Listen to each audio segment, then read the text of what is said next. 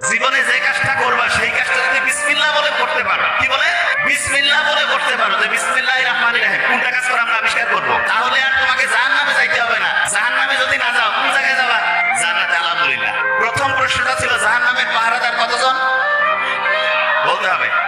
Student ভালো করে উত্তর দিলে তাদের পয়েন্ট আমরা যোগ করে দিব। হ্যাঁ, এটা যেহেতু ওদের বয়স কম, তাহলে অভিভাবকরা উত্তর দিছে এক, স্টুডেন্টদের এবার আমি আবার শুনি। জাহান্নামের পাহারাদার কতজন? Very nice. আচ্ছা, জাহান্নামের যে পাহারাদাররা আছে, তুমি মনে করো তোমাকে ঠেলে হেসড়ে জাহান্নামের কাছে নিয়ে গেছে। শোনো, মন দিয়ে শোনো, চাইলেই যে সে তোমাকে ডুবাইতে পারবে তা না।